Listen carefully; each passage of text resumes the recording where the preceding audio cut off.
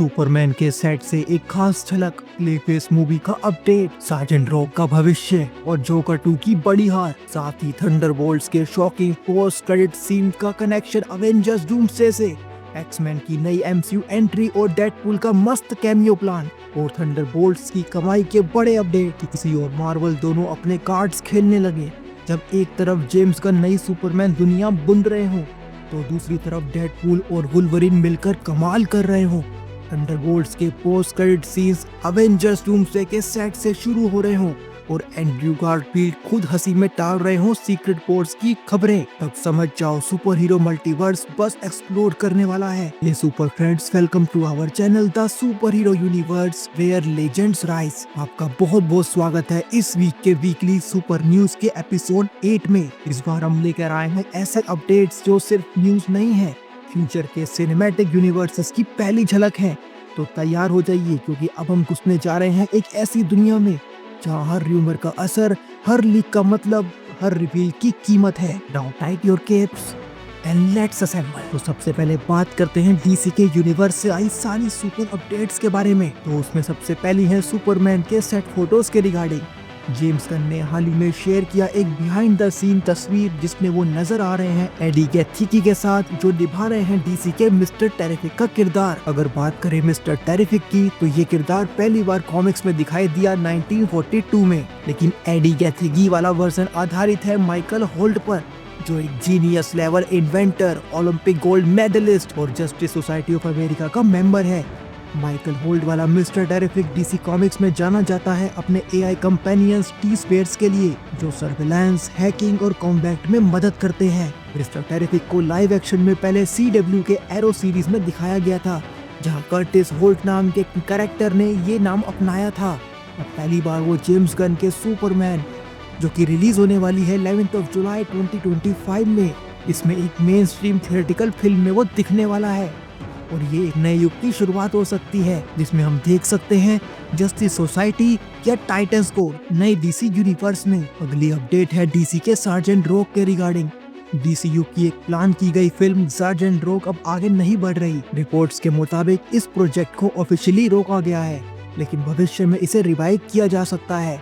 Sergeant rock comics में एक second world war soldier है, जो कि पहली बार हमको दिखाई दिया 1959 में Our Army at War issue 83 में। ये किरदार वॉर बेस्ड डीसी स्टोरीज के लिए काफी आइकॉनिक माना जाता है। अब इस प्रोजेक्ट को कैंसिल होना कुछ फैंस को निराश कर सकता है, लेकिन इंडस्ट्री इनसाइडर्स का मानना है कि डीसीयू अब ज्यादा फोकस कर रहा है कोर सुपर हीरोज और हॉरर फैंटेसी विलन पर, जैसे कि अपकमिंग क्लेफेस मूवी। तो सार्जेंट रॉक को हटाना शायद बड़ी कंटिन्यूटी के लिए एक सैक्रिफाइस है। अब बात करते हैं एक असली ट्रांसफॉर्मेशन की, यानी डीसीयू की क्लेफेस मूवी के बारे में, जिसको मिल गया है ऑफिशियल प्रोडक्शन स्टार्ट डेट, जो है अक्टूबर 1, 2025। इस फिल्म को डायरेक्ट करेंगे जेम्स वॉटिकन्स और इस मूवी की स्क्रिप्ट लिखी है the haunting of Hill House fame Mike Flanagan ने, जो हॉरर स्टोरी टेलिंग में मास्टर माने जाते हैं।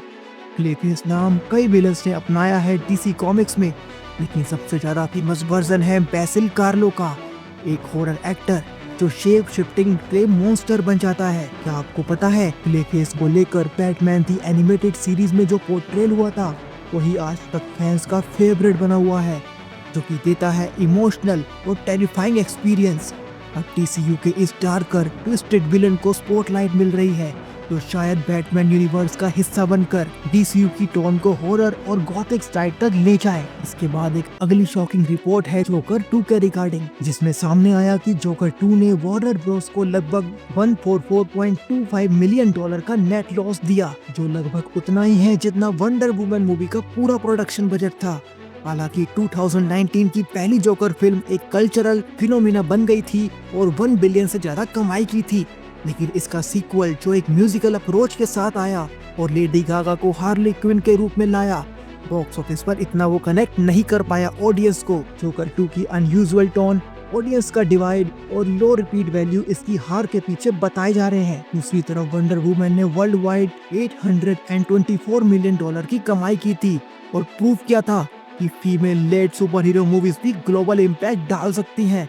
इस नुकसान के बाद वार्नर ब्रोस को डीसीयू की थियोरेटिकल स्ट्रेटेजी और ऑडियंस टारगेटिंग पर फिर से रीथिंक करना पड़ेगा। डीसी के यूनिवर्स के बाद चलिए अब बात करते हैं मार्वल की इस वीक की बड़ी अपडेट्स के बारे में। तो उसमें सबसे पहला है थंडरबोल्ट्स के पोस्ट क्रेडिट सीन्स का कनेक्शन अवेंजर्स डूम्सडे से। जी हाँ, थंडरबोल्ट्स का post credit scene Marvel fans के लिए एक मैसेज सरप्राइज बना और अब ये कंफर्म हो गया है कि ये सीन अवेंजर्स डूम्सडे के सेट पर ही शूट किया गया था। इस मूवी के डायरेक्टर जेक स्कायरर ने खुद ये रिवील किया एक इंटरव्यू में। थंडरबोल्ट्स और अवेंजर्स की टकराट पहले भी मार्वल कॉमिक्स में दिखी है, खासकर डार्क रेन कॉमिक आर्क में, जहां नॉर्मन ऑसबॉर्न की थंडरबोल्ट्स टीम अवेंजर्स से भिड़ती है। अब एमसीयू इस राइवलरी को सिनेमैटिक लेवल पर ले जाने वाला है। इसके बाद अगला अपडेट है थंडरबोल्ट के थर्सडे के बॉक्स ऑफिस कलेक्शन से। जी हाँ, थंडरबोल्ट्स ने थर्सडे नाइट के प्रीव्यू में यूएस बॉक्स ऑफिस पर कमाए लगभग $11.5 मिलियन, जो कि captain America brave new world की ओपनिंग नाइट की कमाई यानी $12 मिलियन के बेहद करीब है। इससे साफ है कि थंडरबोल्ट्स ने ऑडियंस इंटरेस्ट और हाइप दोनों को मेंटेन किया है। थंडरबोल्ट्स एक ऐसी टीम है जो एमसीयू के सबसे मोरली ग्रे कैरेक्टर्स को साथ लाती है, जैसे कि येलेना, रेड गार्जियन, घोस्ट और यूएस एजेंट। इनकी पॉपुलैरिटी धीरे धीरे बढ़ रही है और ब्रेव न्यू वर्ल्ड में जहां कैप्टन अमेरिका की नई लेगेसी दिखाई गई, वहीं थंडरबोल्ट्स हमें एमसीयू के डार्कर और अंडरग्राउंड हिस्से की झलक दिखाती है। ये नंबर्स बताते हैं कि मार्वल फैंस अब सिर्फ अवेंजर्स लेवल हीरोज तक लिमिटेड नहीं है, अब वो विलन्स और एंटी हीरोज की बराबर भी डिमांड कर रहे हैं। और अब आती है मार्वल की सबसे बड़ी न्यूज। रियान रेनॉल्ड्स खुद एक एक्समैन एमसीयू मूवी लिख रहे हैं, जिसमें वो डेडपूल के रूप में वापस आएंगे, लेकिन इस बार वो मेन कैरेक्टर नहीं होंगे। रिपोर्ट्स के मुताबिक ये मूवी 3 से 4 एक्समैन कैरेक्टर्स को स्पॉटलाइट देगी, जबकि डेडपूल एक सपोर्टिंग रोल में दिखेगा। ये मार्वल स्टूडियोज की स्मार्ट स्ट्रेटेजी लगती है, जहां वो एक्समैन को एमसीयू में धीरे धीरे एंट्री करवा रहे हैं बिना पूरी टीम को एक साथ लाए। इससे ऑडियंस हर म्यूटेंट कैरेक्टर के साथ धीरे धीरे कनेक्ट कर पाएगी।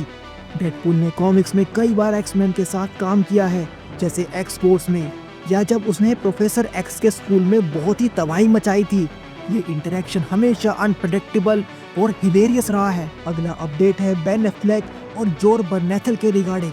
द अकाउंटेंट 2 के प्रमोशन के दौरान बेन एफ्लेक और जॉन बर्नेथल से पूछा गया कि उनका फेवरेट मार्वल कैरेक्टर कौन सा है, तो बेन एफ्लेक ने बताया वुल्वरीन और जॉन बर्नेथल ने बताया पनिशर, यानी वही किरदार जो वो खुद एमसीयू में निभा रहे हैं। बेन एफ्लेक, जिन्होंने पहले डेयरडेविल मूवी जो कि रिलीज की गई थी 2003 में, उसमें मैट मोडॉक का किरदार निभाया था। वुल्वरीन को पसंद करने के पीछे शायद उनकी अप्रिसिएशन है ह्यू जैकमैन जैसे इंटेंस और ग्रिटी कैरेक्टर्स के लिए। वही बर्नेथल का पनिशर को पसंद करना कोई हैरानी की बात नहीं है। उन्होंने द पनिशर, जो कि नेटफ्लिक्स पे आई थी, उसमें फ्रैंक कैसल का किरदार इतना दमदार निभाया था कि वो एमसीयू पे वापस बुला लिए गए। क्या हमें कभी फ्यूचर में वुल्वरीन वर्सेस पनिशर की लड़ाई देखने को मिलेगी?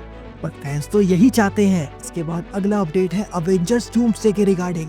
अगर नए रूमर्स को माने तो अवेंजर्स डूम्सडे में मार्वल के एनिमेटेड यूनिवर्स से कैरेक्टर्स आ सकते हैं, जैसे कि व्हाट इफ के पावरफुल एग्जाइल्स यानी काहोरी, स्टॉर्म और बर्डी जैसे कैरेक्टर्स को इस फिल्म में लाने की चर्चा हो रही है।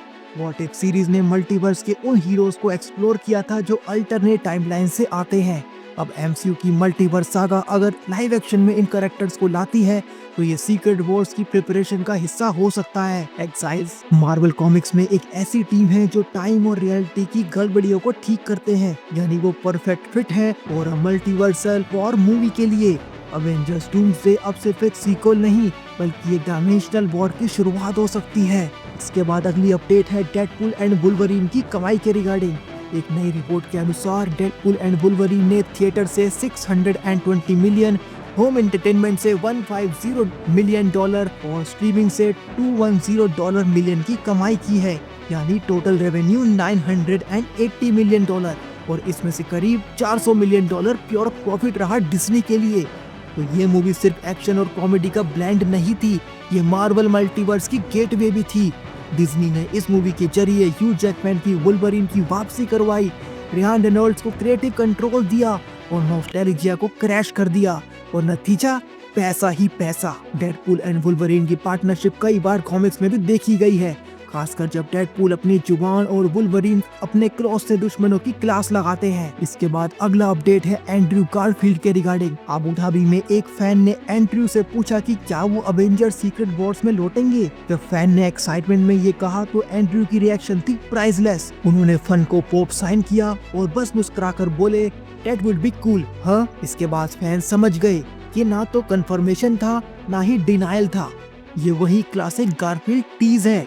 गारफील्ड ने नो वे होम में जिस तरह से अपने रिडेम्पशन आर्क को पूरा किया, फैंस आज भी इमोशनल है और अब सीक्रेट वॉर्स में उनकी वापसी एक सिनेमैटिक सेलिब्रेशन हो सकती है स्पाइडरमैन की लेगेसी के लिए। इसके बाद एक अगला अपडेट है अवेंजर्स डूम्सडे के प्लॉट के लीक के रिगार्डिंग।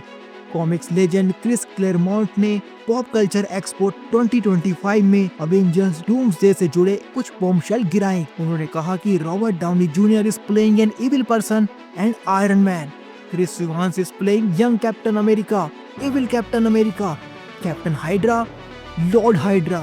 अगर ये सच है तो डूम्सडे में हमें multiverse version of Iron Man और कैप देखने को मिल सकते हैं।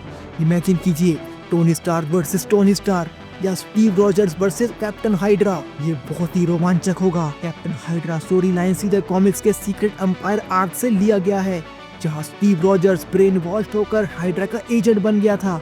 अब एमसीयू उस डार्क पाथ पर जाने को तैयार है। तो डीसी की नई शुरुआत हो या मार्वल का एक्सपेंडिंग मल्टीवर्स, हर हफ्ते कुछ न कुछ ऐसा सामने आ रहा है जो फैंस के दिलों की धड़कन बढ़ा देता है। जेम्स गन का मिस्टर टेरिफिक के साथ बिहाइंड द सीन हो या रियान रेनॉल्ड्स का एक्समैन मूवी डेवलप करना, थंडरबोल्ट्स के सीन, अवेंजर्स के सेट से जुड़ना या फिर एंड्रयू गारफील्ड की मुस्कान में छुपा एक स्पाइडर सीक्रेट, ये सब कुछ हमको दिखाता है कि हम एक ऐसे सिनेमैटिक स्टॉर्म के बिल्कुल बीच में खड़े हैं जहां हर खबर, हर रूमर कल तक ब्लॉकबस्टर बन सकती है। अगर आपको ये वीडियो पसंद आया हो तो इसको लाइक जरूर कीजिएगा, बेल आइकन दबाइए ताकि अगली बड़ी खबर आप मिस ना कर सके और कमेंट करके बताइए आपको सबसे शॉकिंग खबर कौन सी लगी।